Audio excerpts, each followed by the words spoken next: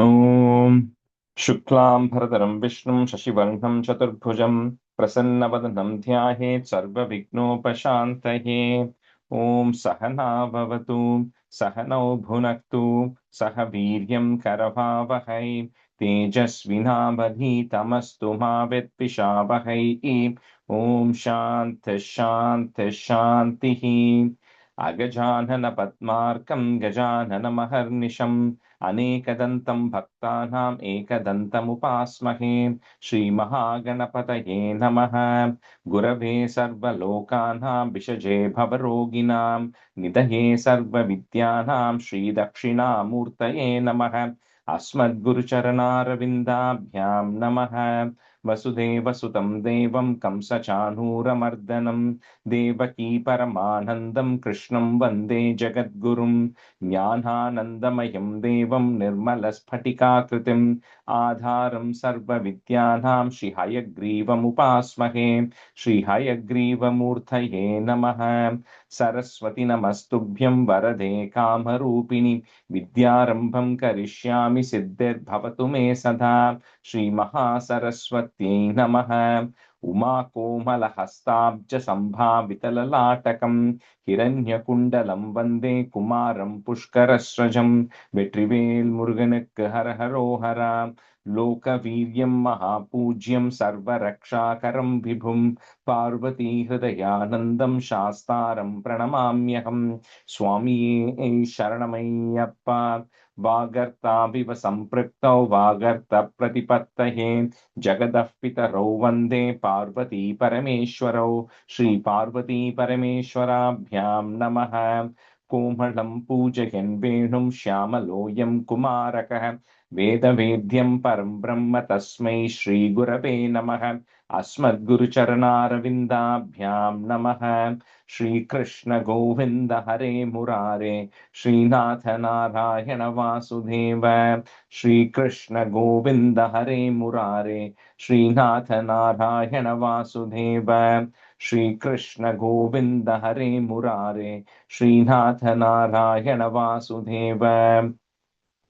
पीताम्बरं करविराजितशङ्खचक्रकौमोदकी सरसिजं करुणासमुद्रं राधासहायम् अतिसुन्दरमन्दहासं वातालयेशम् अनिशं हृदि भावयामि। कृष्णो रक्षतु मां चराचरगुरुः कृष्णं नमस्ये सदा। कृष्णेनैव सुरक्षितोऽहमसकृत् कृष्णाय दत्तं मनः। कृष्णादेव समुद्भवो मम विभो कृष्णस्य दासोऽस्म्यहम्। कृष्णे भक्तिरचञ्चलास्तु भगवन्। हे कृष्ण तुभ्यं नमः। श्रीगुरुवायूरप्पा शरणं। नम्राणां सन्निधत्ते सततमपि पुरस्तैरणभ्यर्थितानपि आर्तान् कामानजस्रं वितरति परमानन्दसान्द्रां गतिं च। इत्थं निःशेषलभ्यो निरवधिकफलः पारिजातो हरे त्वं क्षुद्रं तं शक्रवाटी द्रुममभिलषति व्यर्थमर्त्यव्रजोऽयम्। श्रीगुरुवायूरप्पा शरणं। श्रीभट्टपादम् अनिशं हृदि भावयामि। वंशी विभूषितकरात् नवनीरदाभात् पीताम्बरात् अरुणबिम्बफलादरोष्टात् पूर्णेन्दुसुन्दरमुखात् अरविन्दनेत्रात् कृष्णात् परं किमपि तत्त्वमहं न जाने. കൈരണ്ടും കൂപ്പി ഞാൻ വീണ്ടുമീറക്കുന്നു നീരജലോചന നിന്നോടായി. ഏതീനോ മഞ്ഞാനെ കുമ്പീടേണ്ടാത്തോരു രീതിയിൽ നീ എന്നെ പാലിക്കെന്നായി. कृष्णा हरे जय कृष्णा हरे जय कृष्णा हरे जय कृष्णा हरे. Good morning, everyone. Okay, just to maybe a review of Dashakam 10. Rati, can you do Dashakam 10? Rajesh, I was not there last class. Sorry. Kalpana, do you want to do it? Yes, Guruvar, I will do it. वैकुण्ठवर्धित बलोस्त भवत्प्रसादात् अम्बोजयोर्निरसृजत् किल जीवदेहान् स्तास्नो निभूरुहमयानि तथा तिरश्चं जातिं मनुष्यनिवहानपि देववेदान् मिथ्याग्रह अस्मिति रागविकोपभीतिः अज्ञानवृत्तिमिति पञ्चविधं सृष्ट्वा उद्दामतामसपदार्थविधानधूनाः तेने त्वदीयचरणं स्मरणं विशुद्धे.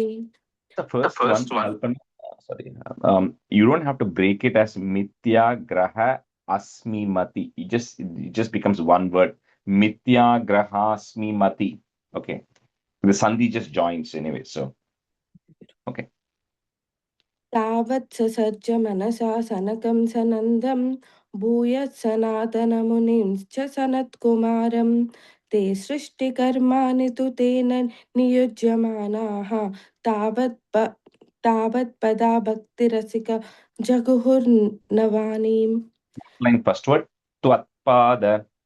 त्वत्पाद भक्तिरसिक. Okay. तावत् प्रकोपमुदितां प्रतिरुन्द्र तावत् प्रकोपमुदितां प्रतिरुन्ध्यथो यस्ब्रूमद्यतो जनिमृडोद्भवत्येकदेशाः नामानि मे कुरु पदानि च हा विरिञ्चि यादौ रुरोदखिल तेन स रुद्रनामा एकादशावयतया च विभिन्नरूपं रुद्रं विधाय दयिता वनितश्च दत्त्वा तावन्त्य दत्त च पदानि भवत्प्रनुन्नाः प्राह प्रजा विरचनया च सादरं तम्. The last line. Praja Virachanaya. प्रजा विरचनाय च सादरं तम्. रुद्राभिसृष्टभयदाकृतरुद्रसङ्गा सम्पूर्यमानभुवनत्रयपीतचेताः मामा प्रजासृज तपश्चरमङ्गलायेति याचष्टतं भवधीरतात्मा. Dhritatma. That's just the word. Okay. भवधीरितात्मा. तस्यात् सर्गरसिकस्य मरीचिरात्रिः तत्राङ्गिरः क्रतुमुनिः पुलस्याः अङ्गादजायत भृगस्य वसिष्ठदक्षौ श्रीनारदाश्च भगवन् भवदाङ्घ्रिदासाः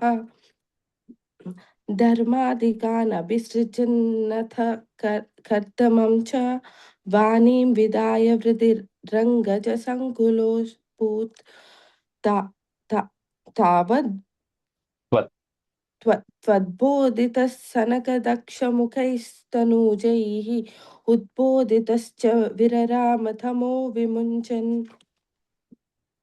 वेदान् पुराणनिवहानपि सर्वविद्याः कुर्वन् निजाननगणाश्चतुराननोऽसौ पुत्रेषु तेषु विनदाय ससर्गवृद्धिम् अप्राप्नुवंस्तव पदाम्बुज आश्रितोऽभूत् जानुन्नुपायमत देहमजो विभज्य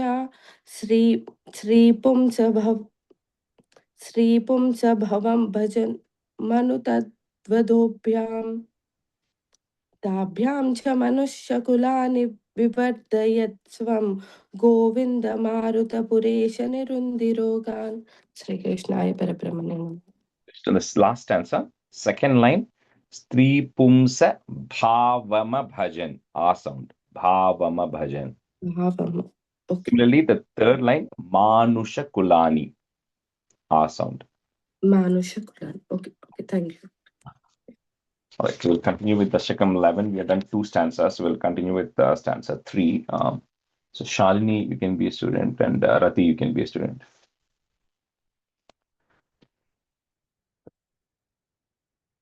Bhavadidrikshun bhavanam vibhikshun dwastau jayastan vijayopyarundham tesham cha chitte padamapakopah sarvam bhavat preranayeva bhuman.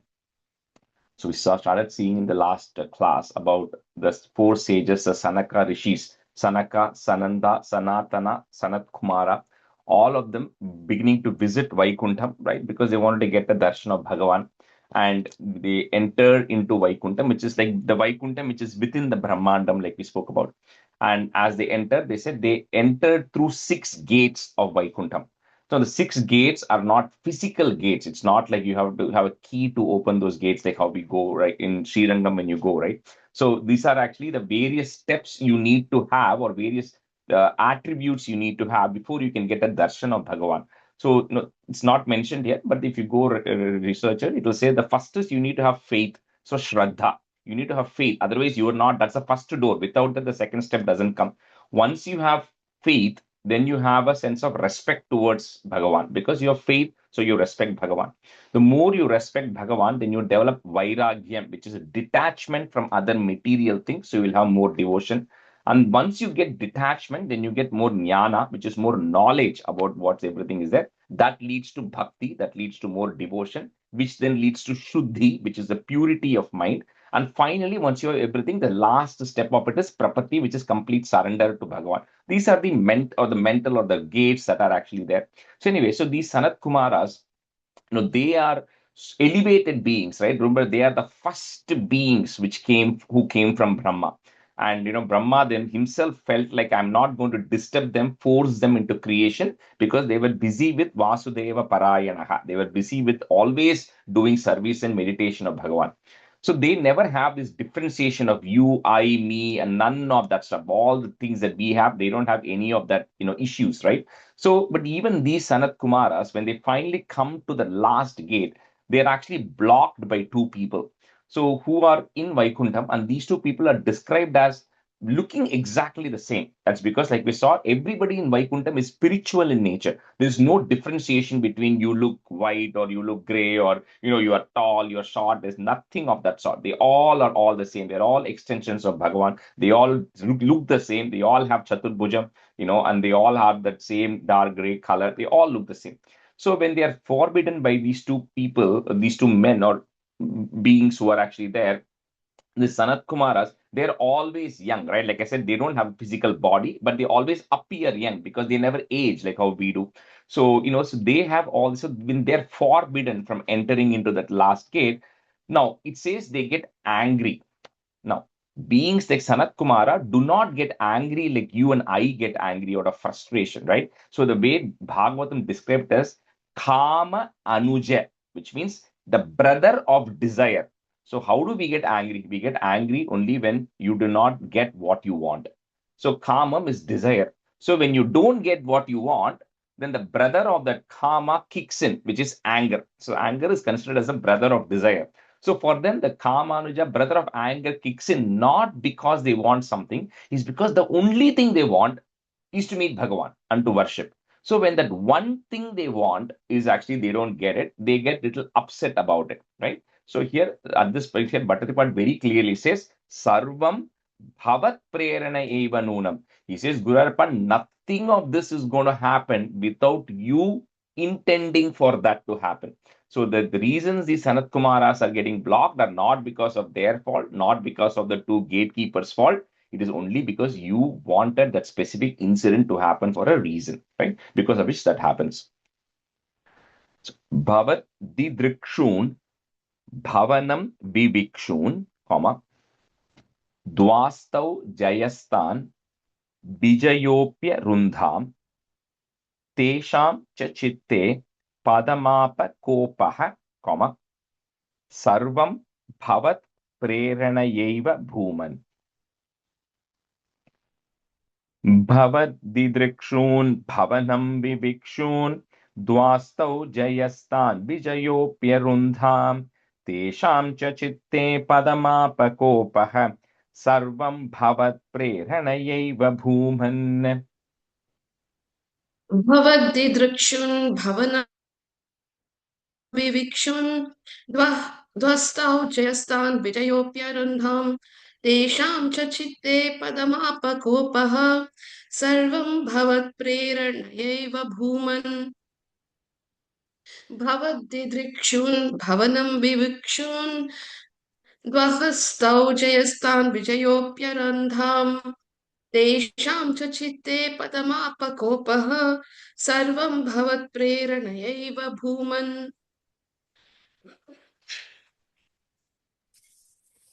भवत्यदृक्षून् भवनं विविक्षून् ध्वस्तौ ज्येष्ठान् विजयोपरुन्दम् तेषां च चित्ते पदमापकोपः सर्वं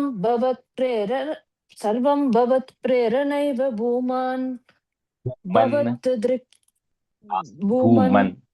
Second line, last word, Vijayopya Rundham. Okay.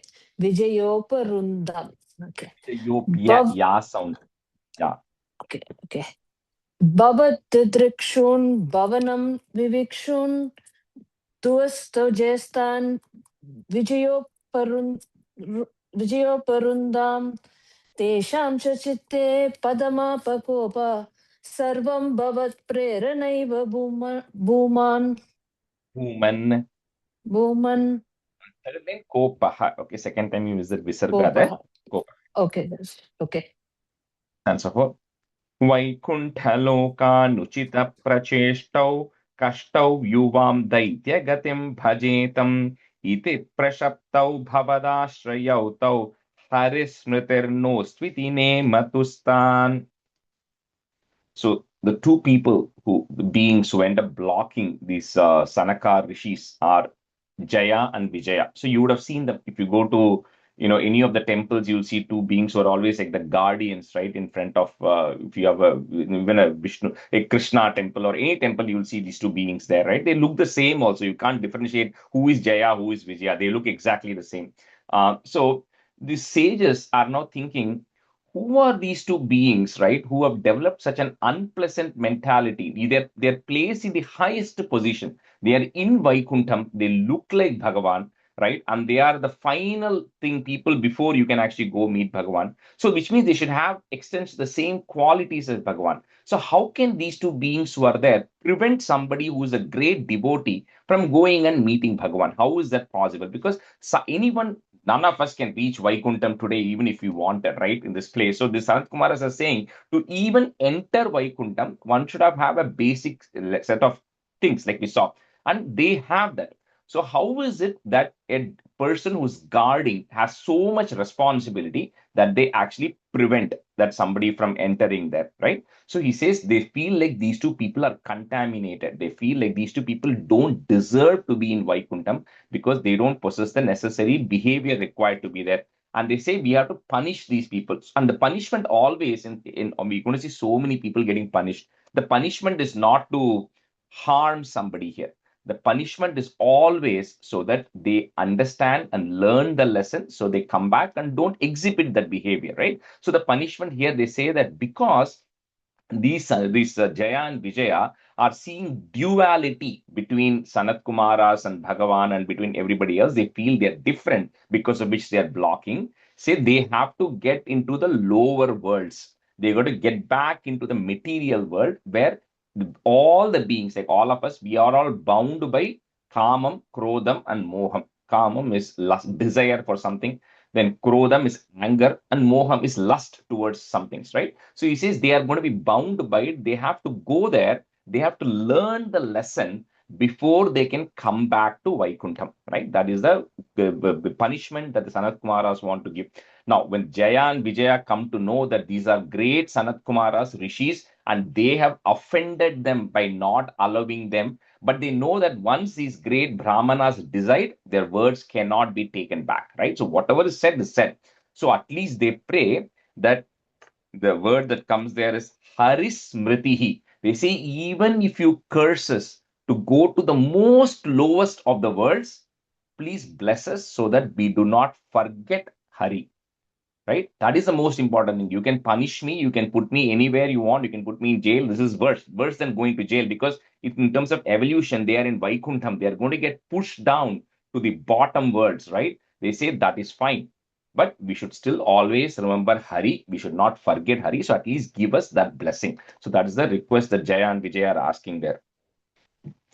So Vaikuntha Lokan, breaking at that na, Vaikuntha Lokan Uchita Pracheshtau, comma, Kashtau yuvam daitya gatim bhajetam. So the daitya gatim means daityas asuras. So asuras means because they're going to be more bound with this kamam, krodam, and moham and all of that stuff. Daitya gatim bhajetam. Iti prashaptau bhavadashrayautau, comma, hari smritir ir nostviti. So that word you cannot break it. It comes together. Nostviti nematustan. वैकुण्ठलोकानुचित प्रचेष्टौ कष्टौ युवां दैत्यगतिं भजेतम् इति प्रशप्तौ भवदाश्रयौ तौ हरिस्मृतिर्नोस्त्विति नेमतुस्तान्.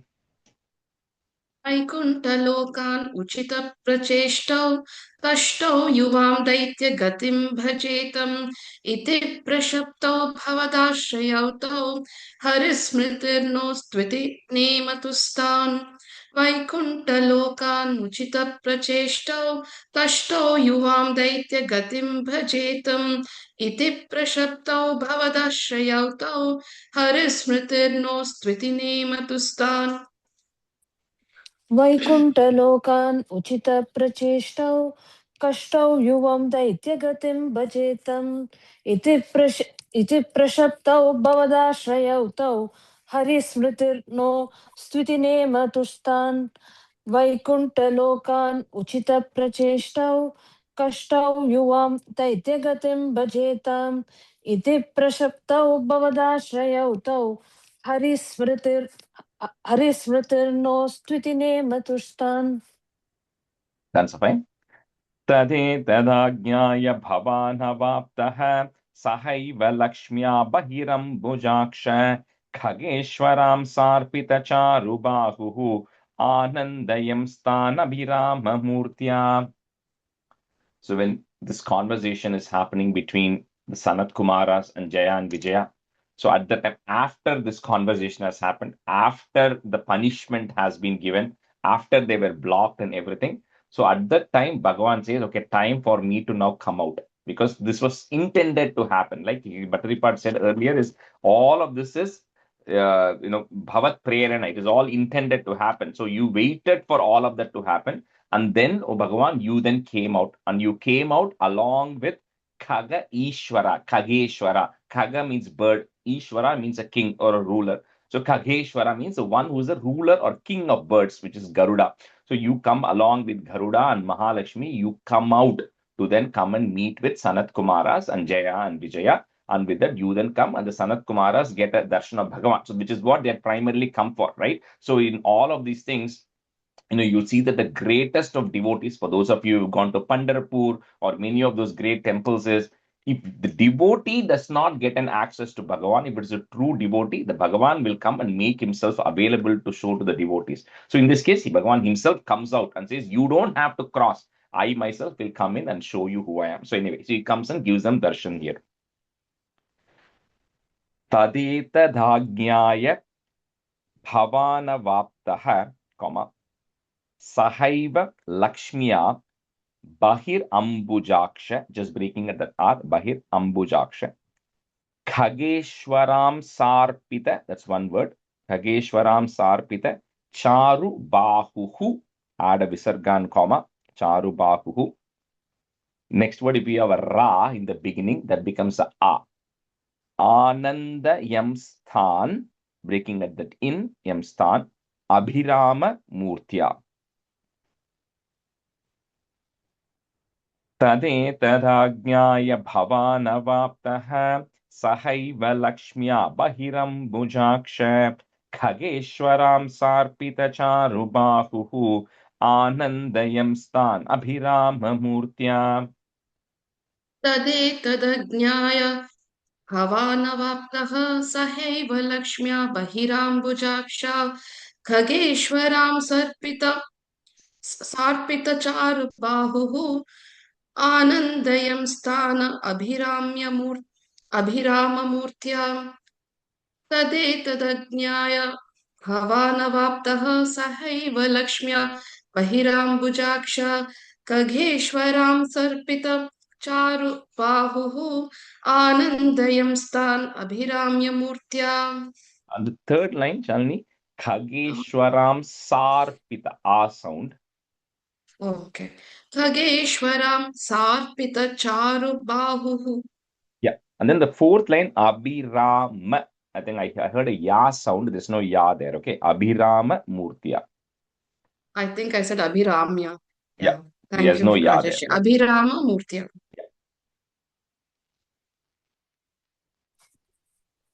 तदेतन्याज्ञा भवना भव- भवन भवनाप्लवाप्ता सहैव लक्ष्म्या बहिराम्बुजाक्ष खगेश्वरां सार्पितचारुबाहु आनन्दया मास्तान् अभिराममूर्त्या. First line and third line, there's a visarga at the end. Okay. Bhavana Vaptaha and Bahuhu. Okay, Rajesh. Bahuhu and Vapta. Okay. तदेतन्याज्ञा भवनाप्तवाप्तः Sorry. That line. Tadeta Dagnaya Bhavan Avaptaha. तदेतन्याय भवानवाप्तः सहैव लक्ष्म्या बहिराम्बुजाक्ष Khageshwar सार्पितचारुबाहु आनन्दयांस्तान् अभिराममूर्त्या. Third line again, Bahuhu. Okay, visarga is there. Okay, Raj. Extra hu sound will come there. Okay. Stanza 6. Prasadvyaghirbhestu vato munindran ananyanatha vata parshadautau samrambha yogena bhavaistribhirmam upetamityata kripam nyagadhihi.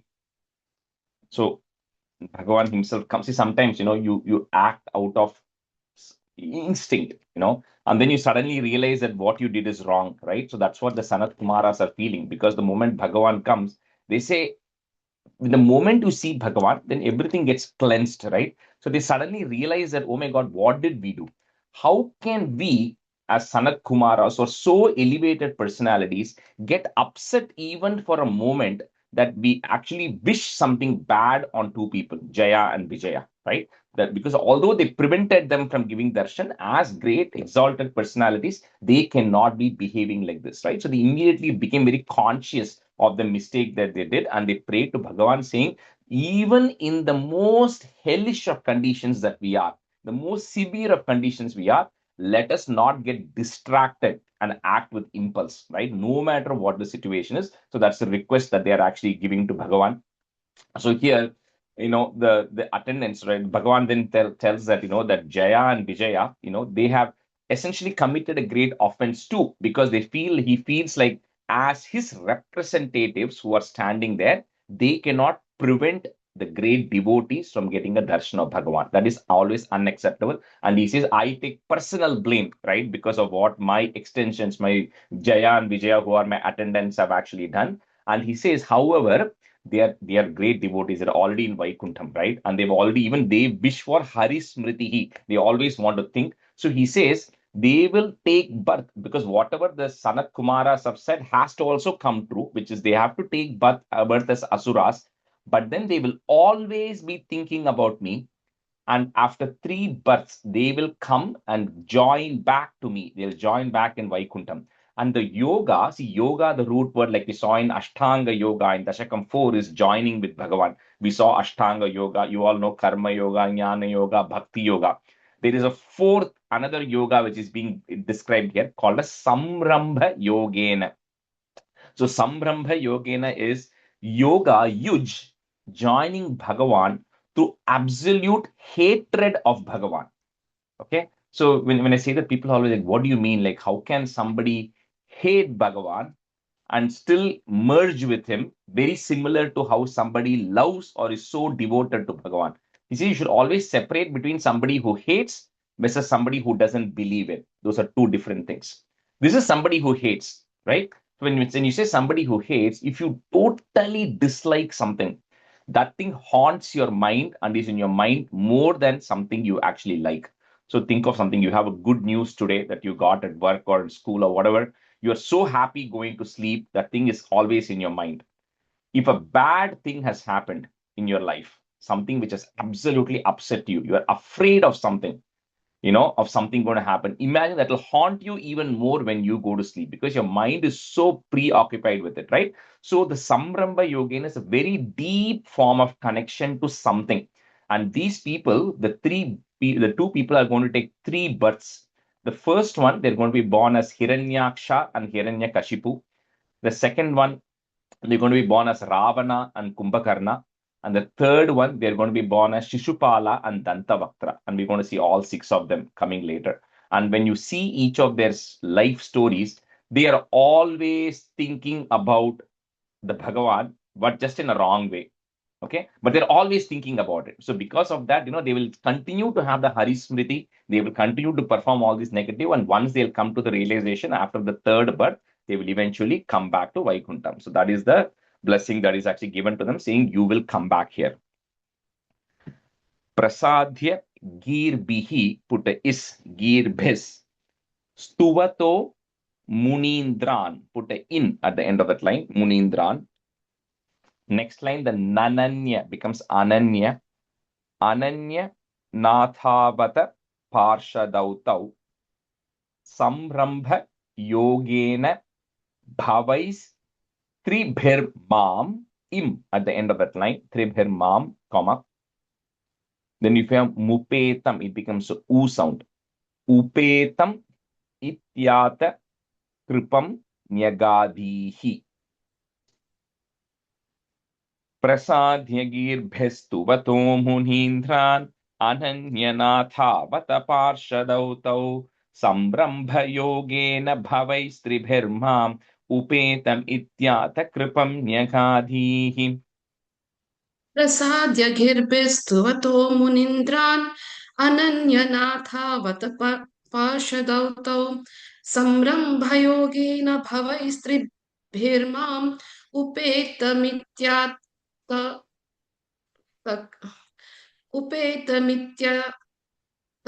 kripam nyagadihi. Yeah, that's upetam. If you want to break it, it's upetam ityat. Upetam. Prasadya girbistuvato munindran ananyanatha vataparshadautau samrambhayogena bhavaistribhirmam upetamityat takripam nyagadihi. Prasadya Stuvato Munindran Ananyanatavata Parshadautau Samrampaya Bayogena Bhavastribirmam Upetamitya Kripam Nyadegi. Sorry, that word, last word, Nyagadihi. Nyagadihi. Prasadya Stuvato Munindran Ananyanatavata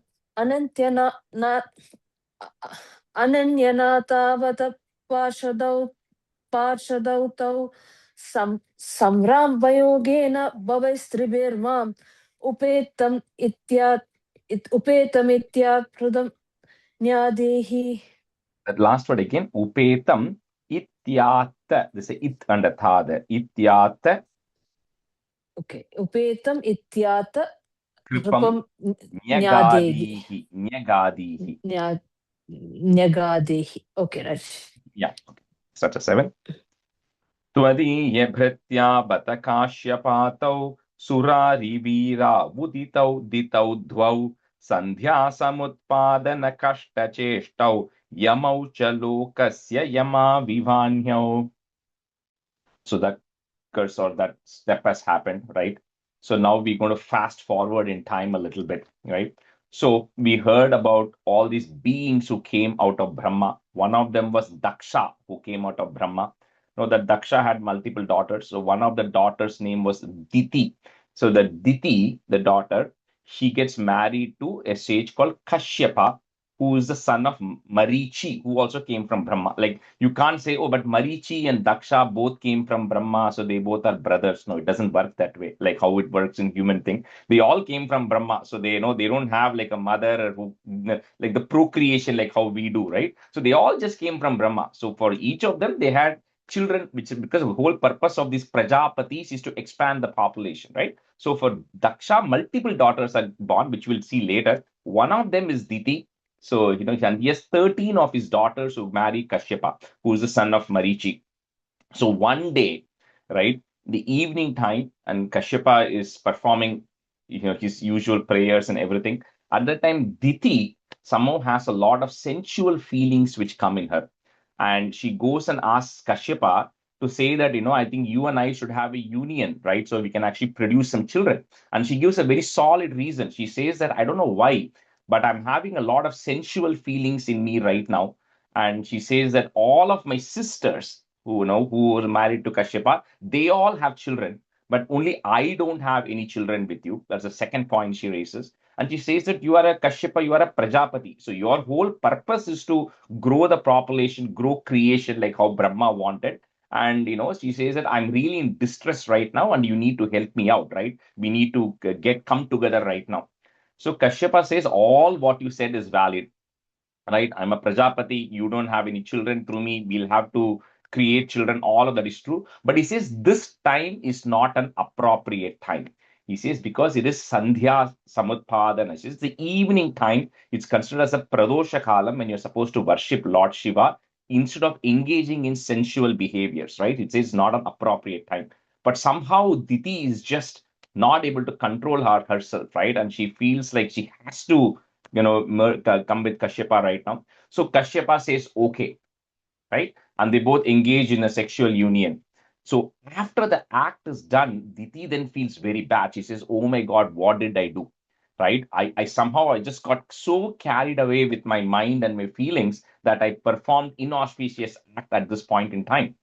But Kashyapa says it's too late, right? I've warned you against doing this, but because it has happened, unfortunately, he says, the two children who are going to be born to you are Yamaucha Lokasya Yama Vivanyo. He says, Yamau, it has a couple of meanings here. One is, he says, you're going to get two children, and they say they're going to be equivalent to Yama, which means they're going to be non-stop creating destruction all over the world, all over the 14 worlds. They're going to be just creating destruction. That's just unfortunate, right? We cannot change that. He says, however, now all of these great sages can see what is going to happen in the future. He says, however, because of your devotion and because of all these things, they will be gotten rid of by an incarnation of Bhagavan, which is going to happen, and eventually they will get liberated. But nothing can be done right now. You are going to get two unfortunate children.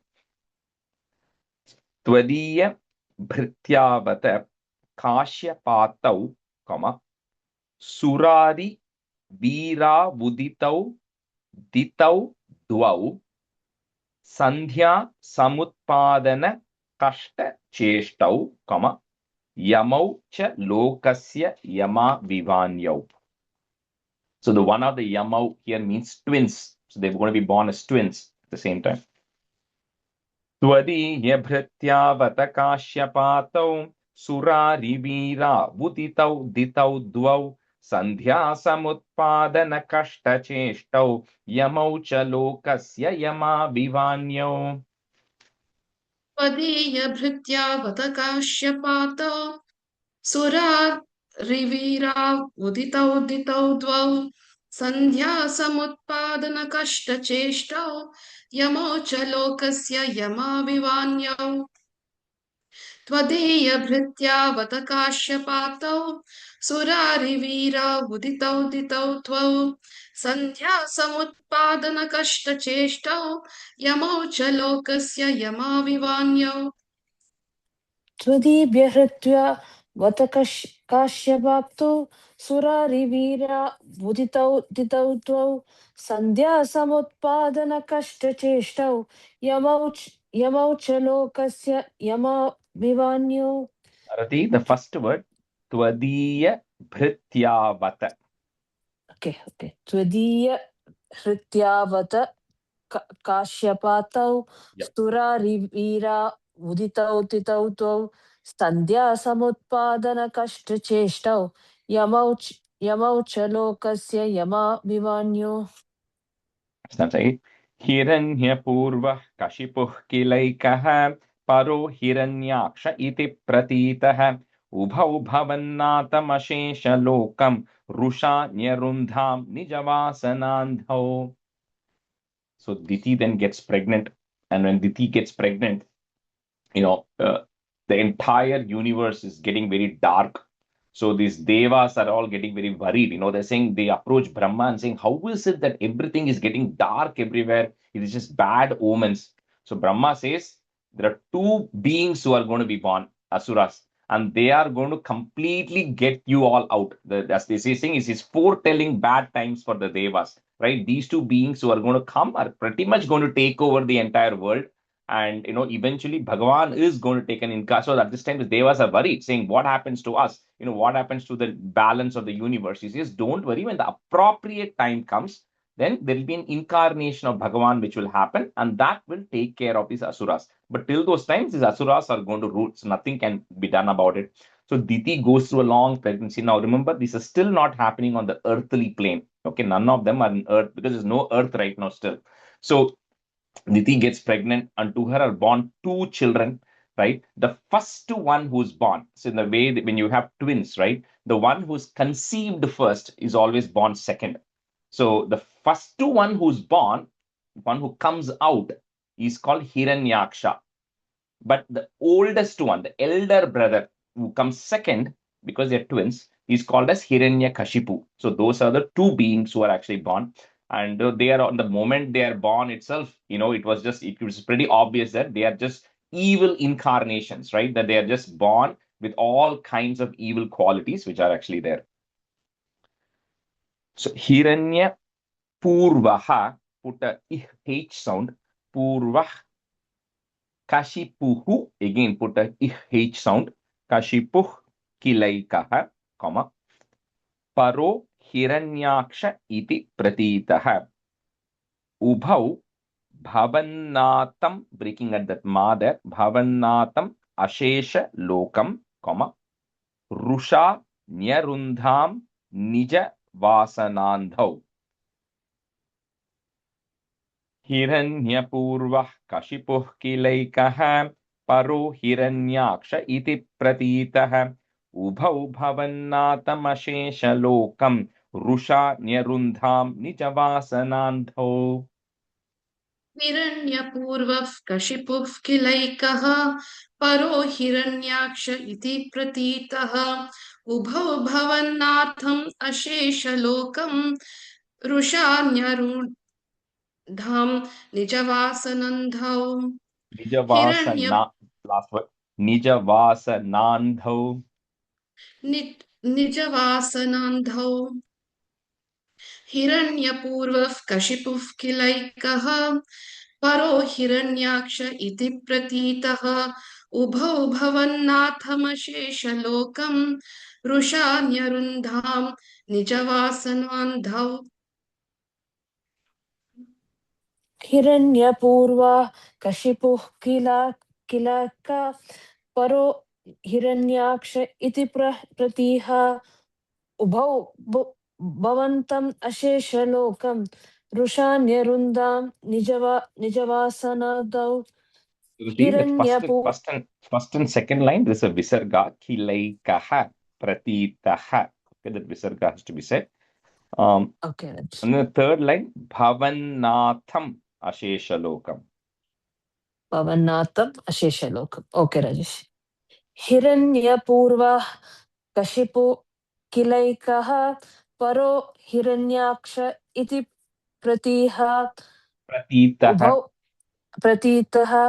Ubhau Bhavannatham Asheshalokam Rusha Nirundam Nijavasanadau. Answer 9.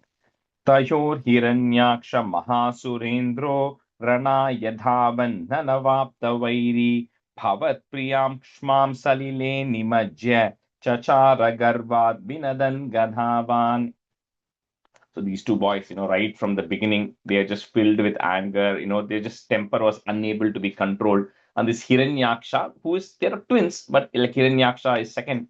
So he was always, Hiranyakashipu used to always lead everything. And Hiranyaksha, he was to always follow his brother. Both of these brothers had lot of boons from everybody. We'll go through the specific boon of Hiranyakashipu later. That comes only in Dashakam 24, 25.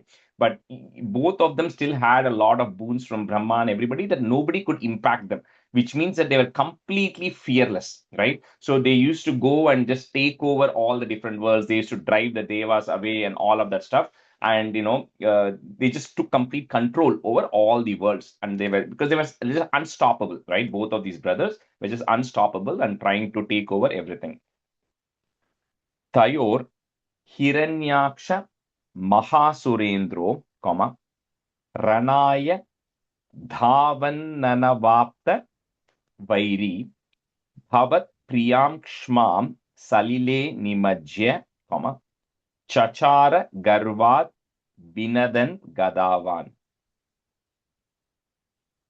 Tayor Hiranyaksha Mahasurendro Ranaya Dhavananavapta Vairi Bhavat Priyam Kshmam Salile Nimajya Chachara Garvat Binadan Gadavan. Anushkar, 1 second. Sorry, I lost the page. 1 second.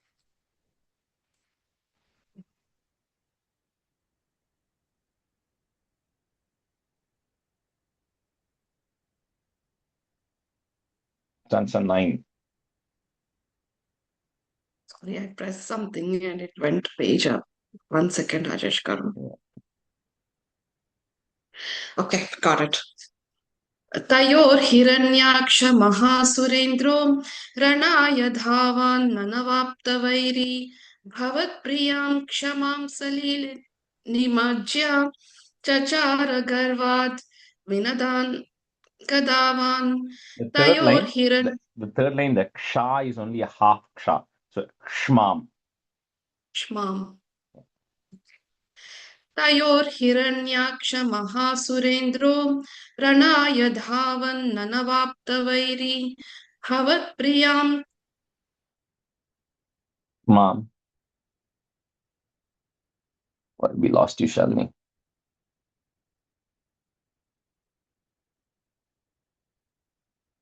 Rati, go ahead. You can go ahead, Rati. I think Shalini lost her connection probably. Okay. Tayor Hiranyaksha Mahasurendrao Ranaya Davan Navapta Vairi Bhavat Priyam Shwam Talile Nimajya Chachara Charagarva Vindan Gadavan. The last time, Garvat, Chachara, Garvat, Binadan, Gadavan. Chachara Garvad Vinadan Gadavan. Okay. Tayor Hiranyaksha Mahasurendro Ranaya Davan Navaptavairi Bhavat Priyam Mam Salile Nimajya Chachara Garva Vinadan Gadavan.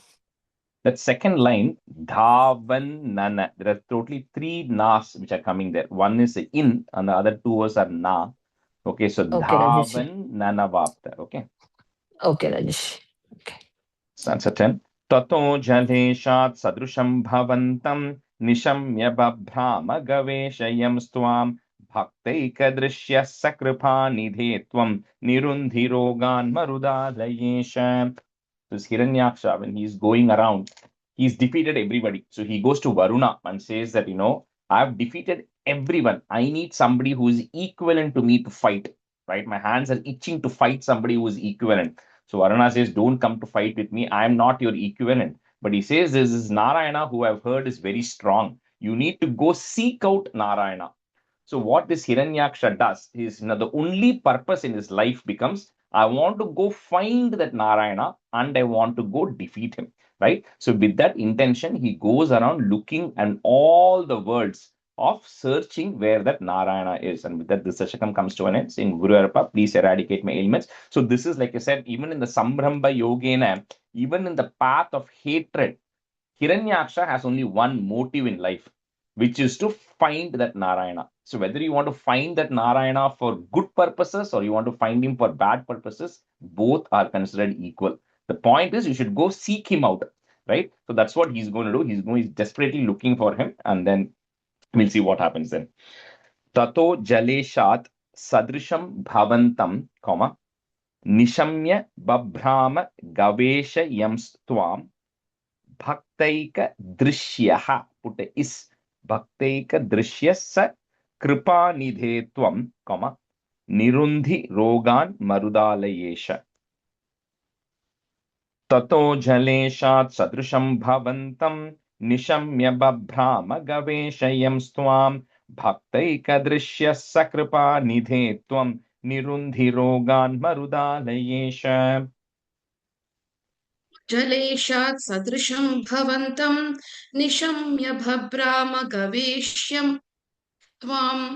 गवेशयंस्त्वां भक्तैकदृश्यः स कृपानिधे त्वं निरुन्धिरोगान् मरुदालयेश ततो जलेशात् सदृशं भवन्तं निशम्य भभ्राम गवेशयंस्त्वां भक्तैकदृश्यः स कृपानिधे त्वं निरुन्धिरोगान् मरुदालयेश ततो जलेशात् सदृशं भवन्तं निशम्य बभ्राम गवेष्यमस्त्वं भक्तेतदृश्या सकप्रानिधे त्वं निरुन्धिरोगान् मरुदालय देश. The second line, last word. Second. Gaveshayam Stvam. Tvam. Gaveshayam Stvam. Gaveshayam Stvam. Okay. Tado Jaleshat Sadrisham Bhavantam Nishamya Babhrama Gavesha Amstvam Bhaktaita Drishyas Panide Tvam Nurandirogan Marudalya Desha. So the second line again, and the Rati Gaveshayam Stvam. Gaveshayam Stvam. Okay, Shri Krishnaya Parabrahmane Namaha. Okay, switch to 12. We'll switch. Let me see who I had. And Chintamani, you can be a student, and Chandana, you can be a student. Okay, so Dashakam 12 is Varaha Avatara Varnana and Bhum Yuddharana Varnana, which is lifting the earth. So main thing is Varaha Avataram. Right? That's the first Avataram which is coming. After the incarnation as the original one, which we saw as Purusha, of where Bhagwan triggered the creation of the universe, right? That was the first one. And the second one was where he went into the Brahmandam and created everything, which was a description of Bhagavan as Virat Purusha that we saw, which was like a symbolic description of him as Virat Purusha in Dashakam 6, which is considered as the second one. And then this Varaha Avataram is the other main Avataram, which is coming next. Swayam Bhuvo Manuratho Janasargashilo Drishtva Mahima Samaye Salile Nimagnam Srashtaramapasharanam Bhavadangriseva Tushta Munijanai Sahasatya Loke. So the last one just continuing, right? So Hiranyaksha is out there, seeking where this Narayana is, and that's how he's spending his time. He's not able to locate him. So for several years, he's continuing to search. We also saw at the end of Dashakam 10, when Brahma split himself, he took his energy and created a male and a female being at that time, which was Swayambhuva Manu, right? We saw one of the first Manu who was coming, and he had a female counterpart called a Shatarupa. And Brahma tells Swayambhuva Manu and Shatarupa, I want you to go grow the population, right? A human population has to be grown. That was the responsibility of Swayambhuva Manu. So when Swayambhuva Manu is ready to create the population, he sees that, there's no place, no appropriate place where humans can exist, because humans are different from the gods who are there, like Kashyapa and Diti, all the beings we saw, they are not like humans, right? So they do not have the same characteristics like how we do. So they reside in a different worldly plane. They have different strengths compared to what humans have. So humans, we reside in an earthly plane, Bhuloka. So for the humans to be created, there was no Bhuloka. That's why I kept telling multiple times, there was no earth when all these things are happening. So Manu is going and asking Brahma, saying that you told me to create all these beings, but where do I create? He says the place, the bhumi, which is supposed to be there, where the living beings are there, is still not available yet. And what that means by that is, if you remember at the end of the Naimittika Pralaya of Brahma, where everything got merged, right? And we said it was still in a seed form, and then it came out like a lotus bud, and it opened, the entire universe got created. We went through all of that. So all these planets have to manifest itself. The earth had not yet manifested itself. It was still not there. So without that, and so he says it's asamaye. He says it is inappropriate. It should have happened by this time, but somehow it has not yet happened for whatever reason, right? So Manu goes to Brahma and says that you need to help me out, because without that planet being there, I cannot create beings which are meeting certain requirements here. So at that time when he reaches, Brahma is always Bhavadangri Seva, who is always devoted to you, who is always worshipping you, Narayana. He was there at the time. Manu goes and meets Brahma in Satyaloka with this problem that he has today. So, Swayam Bhuvo Manuratho Jana Sarga Shilo, Drishtva Mahima Samaye Salile Nimagnam Shrashtara Mapa Sharanam, put a comma there. Bhavadangri Seva, put a plus, Tushtashayam, and then a comma. Okay. So after Shrashtara Mapa Sharanam, comma, Bhavadangri Seva, Tushtashayam, comma, Muni Janaihi, you can put the is to join, Muni Janais, Saha Satyaloke. Swayam Bhuvo Manuratho Janasargashilo, Drishtva Mahima Samaye Salile Nimagnam, Srashtaramapasharanam Bhavadangri Seva Tushtasayam Munijanai Sahasatyaloke. Swayam Bhuvo Manurato Janasargasilo Drishtva Mahima Samaye Salile Nimagnam Srashta Ramabhacharanam Bhavadangri Seva Tushta Sayam Uni Sanaihi Sakasatyalohe. So, Chittamananga, the fourth line after Tushta there is a comma, okay, and then the Muni Janaihi, that Visarga will take a is sound. So Muni Janais Sahasatyaloke. Tushta Sayam Muni Janaihi.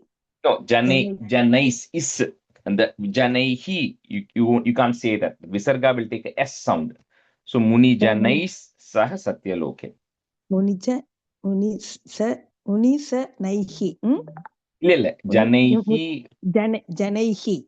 Janaihi, you cannot say, and you have to put a S there. Janais. Janaihi. Okay. He. There's no he there. That Visarga will go away. Okay, so Muni Janais Sahasatyaloke. Okay, Muni Janais. Swayam Bhuvo Manurato Janasarkasilaha Drishtva Mahima Samaye Salile Nimagnam Srashta Ramabhasaranam Bhavadangri Seva Tushta Sayam Muni Janaihi Sagasatyaloke. Like Muni Janaihi in children, it's Muni Janais. Muni Janai. Okay. I'll message you separately. It's and the Visarga is there, right? You have the Muni Janaihi is there, right? So when Sa is coming later, you don't say that Visarga, Muni Janaihi. You don't say that. So you put a S. You remove that, physically remove that Visarga from your book and add a S. Okay, Muni Janais. Okay, thank you. Muni Janais Sagasatyaloke. Yeah. Muni Janais Sagasatyaloke. Muni Janais.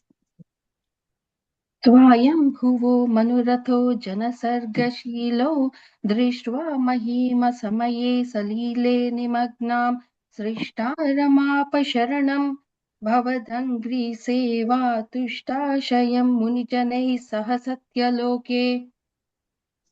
Swayam Bhuvo Manurato Janasargashilo Drishtva Mahima Samaye Salile Nimagnam Srishtaramapasharanam Bhavadangri Sheva Tushtasayam Munijanai Sahasatyaloke. Chandana, the third line, first word, is a sra sound. Okay, Srashtaramapa. Srashtaramapa. Yeah. Okay, and then the fourth line after Tushtasayam, there is a pause. Okay. Bhavadangri Seva Tushtasayam. Stanza 2. Kashtam praja sujati mayyavanir nimagna sthanam saroja bhavakalpayatat prajanam Ityevamesha katito manuna swayam bhuhu ambhoruhaksha tava pada yugam vyachintit. So when Manu goes, Saroja Bhava, the one who is born from the lotus, which is referred to Brahma. So Brahma is sitting there and Manu approaches and says, you gave me this responsibility of creating the population. But when I'm beginning the process, I find that this earth where I'm supposed to create this system is not even there, right? So there's no proper place. So you have to help me out. Because Manu says it's beyond my responsibility to be able to create the place. That was your responsibility of Brahma, right? When all of that needs to happen. So Brahma then physically he sees the problem. He sees that okay, all of this should have happened, because this is when the whole creation, when the Visarga, when the first put things happened, when the universe got created, everything should have gone back to its place like how it was before. But for some reason, in this day of Brahma, the first day of the 51st year of Brahma, which we are observing, Brahma is seeing that the earth is still not there. The stuff is still not there. Something has gone wrong. And he says, I also cannot help. So Brahma says, I have to now meditate, right? I have to meditate on Bhagavan to see why things are not in place as they're supposed to be there. Like the basic infrastructure is not there, right? So he says, I also have to go escalate this problem to Narayana and see why this is not happening. So Kashtam Prajaha, put is again, same thing. The Visarga goes away. Is comes in, Prajas. Srijati Mayavanir Nimagna, comma. Sthanam Sarojabhava Kalpaya Tat Prajanam Ityevamesha Katito Manuna Swayambhuhu. So add a visarga there in comma, Swayambhuhu. Next word, if you have Ramboru, it becomes A sound there. Ambhoru Haksha Tava Padayugam Vyachintid. Kashtam praja srijati mayyavanir nimagna sthanam saroja bhavakalpayatat prajanam ityevamesha katito manuna swayambhuhu ambhoruhakshatava pada yugam vyachinthit. Kashtam prajas srijati mayyavani nimagna tanam saroja bhavakalpayatat prajanam ityevameva kadito manuna swayambhuhu ampurugaksha tavapadayugam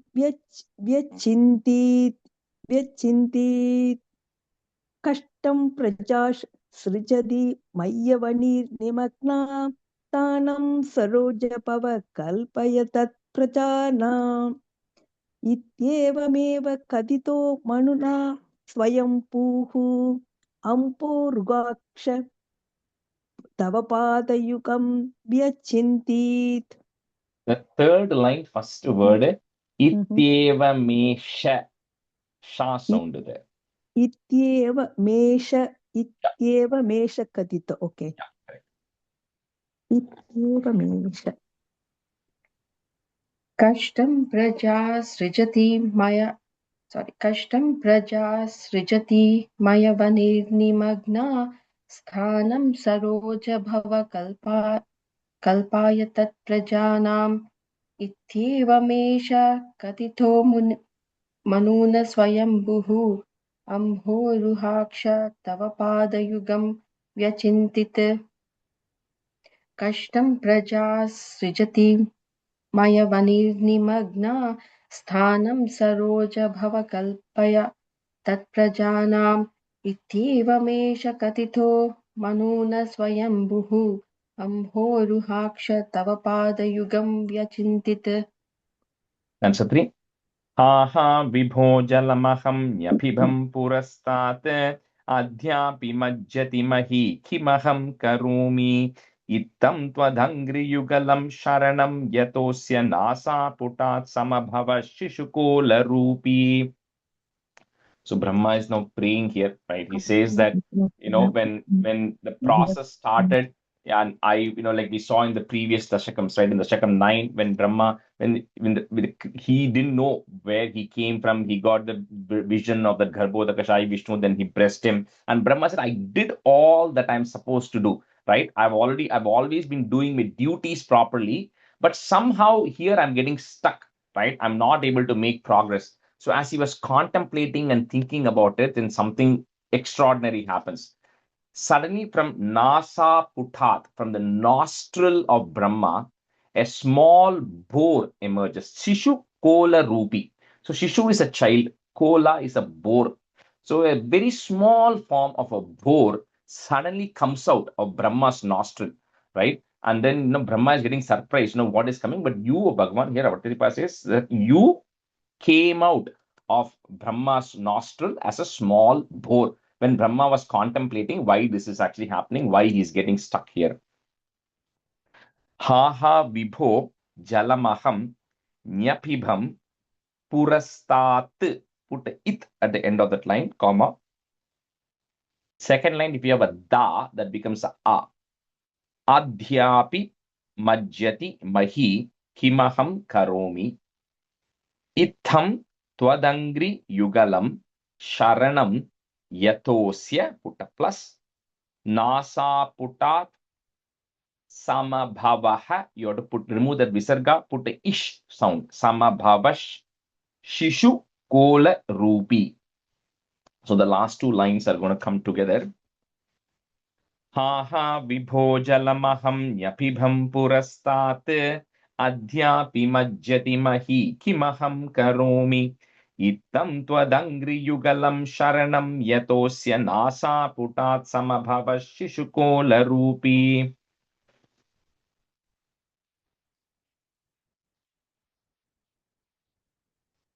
Ittaman, you're on mute.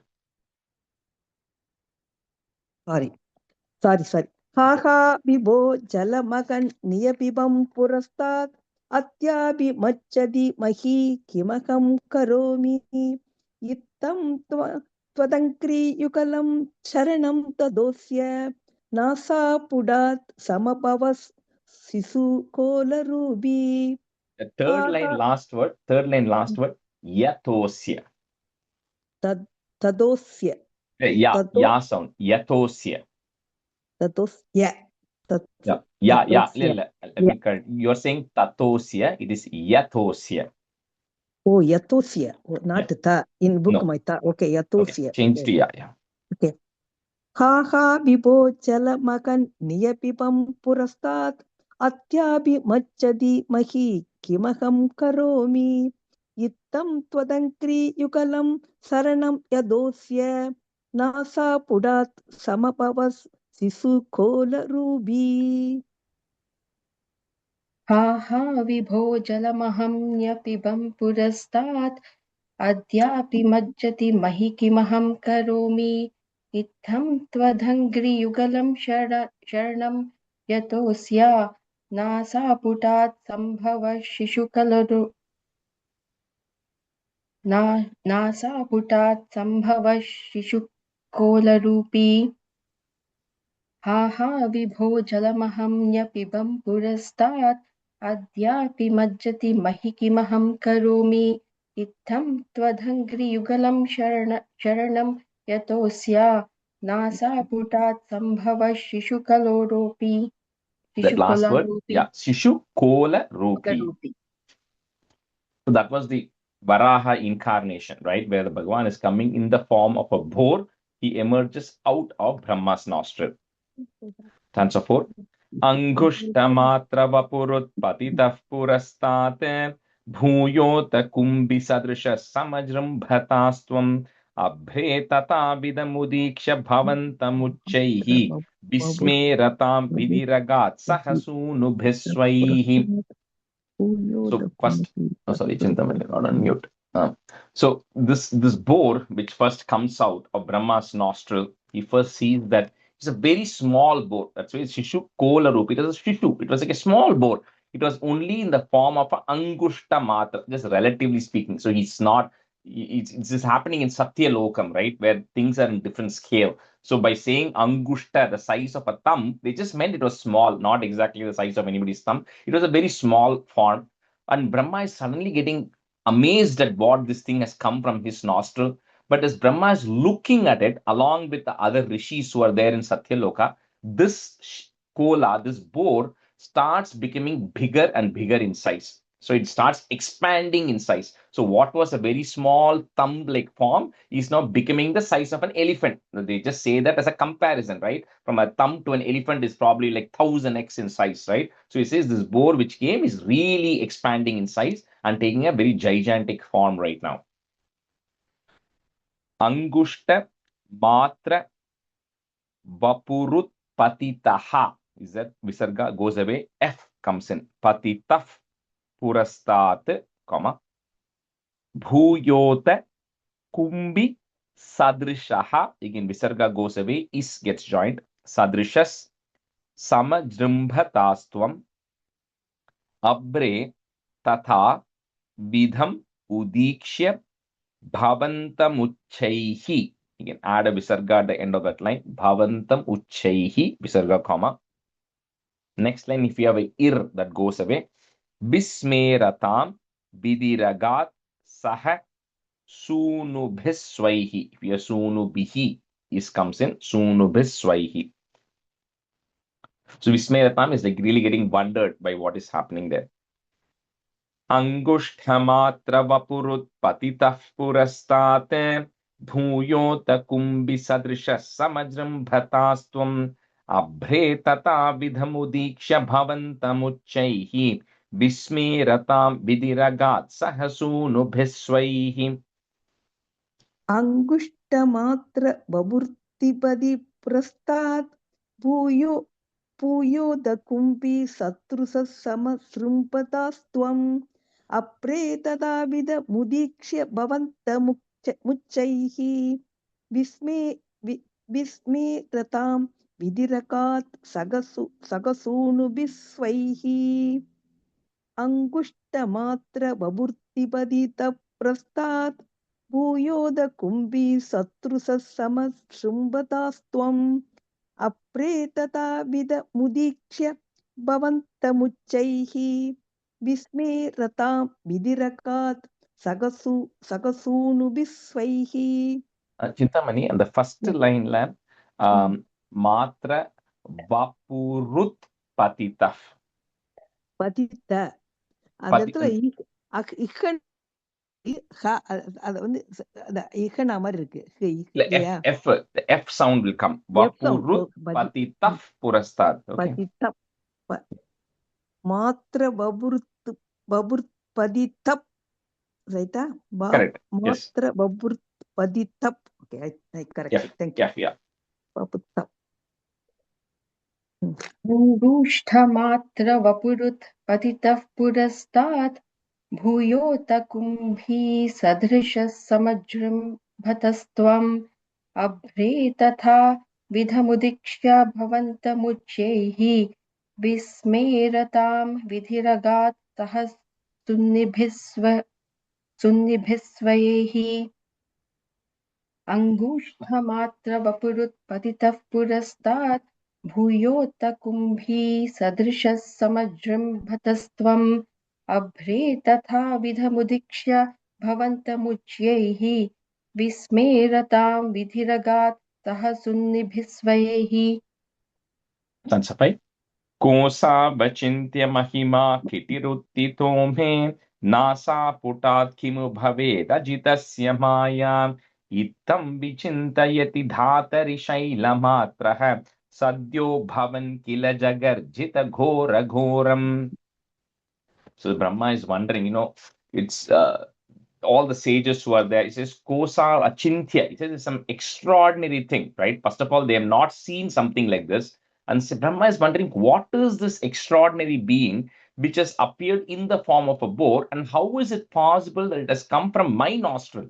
Right? So if something suddenly comes out of your body or nostril, one day you will all be amazed. Brahma says, I never created this thing, right? But somehow this thing has come out of my nostril. It is some mysterious thing. So he immediately realizes that, that if I have not created this particular thing and I don't even know how this has come, it definitely must have been some manifestation of Bhagavan that is actually happening, because I myself don't know how it has come out of me, right? So Brahma is then wondering, how this is happening. Probably it's Bhagavan, something is happening. He's getting ready for something. So at that time, this boar is also becoming big and big in size, right? And then it's emitting a very terrifying roar, right? It's making a big sound. Remember, This boar is all the way in Satyaloka. It has to come all the way down through all the 14 worlds and come to the bottom, right? So it's a gigantic size boar. So it becomes so massive in size, and everybody is getting amazed at that. Kosavachintya, one word. Kosavachintya mahima kitiruttito me, comma, nasa putat kimu bhavedajitasya. If you want to break it, the da that is there, you can break it into a it and a a there. Bhaved ajitasya maya ittam vichintayati dhatari shaila matraha, comma. So now previous comparison, they said elephant. Now they're saying it is like a mountain, which means the mountain is 1,000 times more bigger than an elephant, right? So it says it's becoming even more and more bigger. Shaila matraha, comma. Sadyo bhavan kila jagarjita ghora ghoram. कोसावचिन्त्य महिमा किटिरुत्थितो मे नासा पुटात् किमु भवेदजितस्य माया इत्थं विचिन्तयति धातरि शैलमात्रः सद्यो भवन् किल जगर्चित घोरघोरम्. कोसावचिन्त्य महिमा किटिरुत्थितो मे नासा पुटात् किमु भवेत् अजितस्य माया इत्थं विचिन्त्यति धातरि शैलमात्रः सत्यो भवन् किल जगर्चित घोरघोरम्. A third line la ore word vichintayati. The ta is a full ta there. Vichintayati. Yeah. Vichintayati. Kosavachintya mahima kidirittido me nasa pudat kimu pavet ajitasya maya ittam visintyati tatari saila matraha satyo bhavan kila jagarchida kora koram. कोसावचिन्त्य महिमा किटिरुत्थितो मे नासा पुटात् किमु भवेदजितस्य माया इत्थं विचिन्तयति धातारि शैलमात्रः साध्यो भवन् किल जगज्जित घोरघोरम्. Chantana's fourth line, first word. Sadhyo bhavan. Yep. Yeah. Sorry. कोसावचिन्त्य महिमा किटिरुत्थितो मे नासा पुटात् किमु भवेदजितस्य माया इत्थं विचिन्तयति धातारि शैलमात्रः साध्यो भवन् किल जगज्जित घोरघोरम्. Again, that word, fourth line, first word. Sadhyo bhavan. Sadhyo.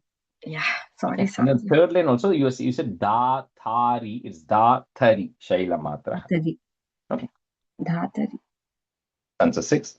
Tam te ninadamupakarnya janastapastaha satyasthitascha munayo nunubur bhavantam tatstotra harshulamanah parinadya bhuyah toyashayam vipulamurtiravatarastvam.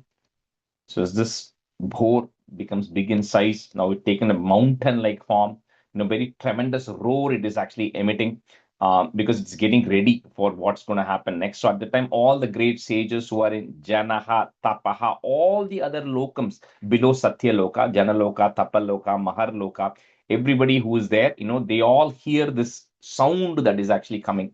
And like the important thing is, both in Varaha Avataram as well as in Narasimha Avataram, one thing that is going to come is it's a very, what do you call, it's a very terrifying avatar. Okay, the Bhagavan takes a form which is very terrifying and it emits a lot of terrifying sound. But the important thing was the greatest of devotees don't get afraid of that. So in Narasimha Avataram, it's an exception. Except Prahlada, everybody gets afraid. But in this Varaha Avataram, the sages who are hearing it, they hear that sound and say, this is definitely something that Bhagavan is doing. So they are not getting worried. They are not getting afraid. They know that this is an incarnation that is actually happening to protect them out, right? So it was more a warning for the Asura. So with this, the boar then begins to descend down. Because like we said, the 14 worlds are there. Of course, the Bhuloka is missing, but all the other worlds are there. And then the unmanifested portion is what is called as the Garbhodaka ocean. Ocean as in not in water like the ocean we see. It is the unmanifested. Everything which had gone in the end of the day, that unmanifested portion was still there. So the earth had to be recovered. So this thing is just going down all the worlds. That's why it's massive in size, because it has to penetrate through the entire, all the planetary systems and everything. Tam te ninadam, breaking at that ma, ninadam upakarnya janas tapastaha, comma, satya sthithascha munayo nunuvur bhavantam tat stotra harshula manaha, add a F to join, manaf parinadhya bhuyaha, add a visarga at the end, comma. Next line, if you have a is, that goes away. Toyashayam vipula murtira vatarastvam. That word you have to say it together. Murtira vatarastvam. So it says that stotra, they praise you with some stotrams. So we'll see what the praise of the stotram is in the 13th Dashakam. Next Dashakam, they'll describe this Varaha as a Yajna Varaha Murti. They'll compare this Varaha to that of a Yajnam that is performed as to each of the parts, right? So that will come in the 13th stanza, but this just says that they're praising. Tam te ninadam upakarnya janastapasthaha satyasthithascha munayo nunubur bhavantam tat stotra harshulamanaf parinadya bhuyah tohya shayam vipula murtiravatarastvam. Tante ninanam upakarnya janastapasthaha satyasthithita munayo nunuvurpavantam tastostra karshula ma parinatya bhuyah toya sayam vipula murtiravadharastvam. Tante tante ninanam upakarnya janastapasthaha satyasthithita munaye nunupurvavantam tattostra karshula ma parinatya bhuyah doya sayam vipula murtiravadharastvam. The second line, munayo. Okay, munayo nunuvur bhavantam. Oh, munayu. No, munayo. Okay. Sa munayo. Satyasthithita sa munayo. Sa munayo. Nunupurvavantam. Thank you. Yeah. Munayo. Tam te ninadamupakarnya janastapasthaha satyasthithascha munayo nunurvubhavantam tatstotra harshulamanaf parinadhya bhuyah tayoshayam vipula murtiravataras-vatarastvam. The fourth line, first word, toyashayam. Toyashayam vipula murtiravataras-tvam tam te ninadamupakarnya janastapasthaha satyasthithitaश्च munayo nunurvubhavantam tatstotra harshulamanaf parinadhya bhuyah toyashayam vipula murtiravataras-tvam. Do one more and stop. Urdhva prasari paridhumra vidhuta roma prokshiptavaladiravan mukha ghora ghonaha purna pradirna jaladav parighurna dakshna stotrun munin shishirayanna bhateritatvam. So just describes the form, right? Now here, there's a question of why does Bhagavan have to take the form of a boar? He could just wish, he could just like how the entire creation came about, him just wishing for it to happen. He could just be sitting there and say, I just wish that this happens, right? But then if everything he wishes like that and if it happens, and there's nothing, there's no job for anybody else, there's no stories, nothing that is happening, right? So all these incarnations are just so that there is something that is always constantly happening, right? because he could just, then there's no existence for the world, because he could just wish that the world happens and the world ends and everything will be done, right? But then things have to happen according to certain things. So he takes, now the question of why would he take something low form of a boar, right? So this Parikshit asked Shukra Brahma, saying, why does he take the form of a boar? Boar is considered something that plays in filth, right? Why would he take the form of a boar? So the point here is, for Bhagavan, everything and anything that is in the world is absolutely equal. And I always say this, they say that the cleanest of the water, and for those of you who are from Chennai, the Kuvam, which is considered as the most filthiest, are all part of Bhagavan. There's no separation there, right? You cannot say one is better than the other, because at the end, that means by saying one is not better, you are saying that that thing is not part of Bhagavan, which is incorrect, because everything which is in this Brahmandam is part of Bhagavan, right? So from his perspective, from Bhagavan's perspective, one is not filth, it's not filth, it's all in our mind. So boar, we considered a pig or a boar which lives in sewage, but that's not how Bhagavan thinks. It's all spiritual for him. It's all the same thing. So whether he takes a boar form or a fish form or any form he takes, now specifically why he took a boar form, we see it in the next stanza, in the next class, but then this is not considered inferior is the point here.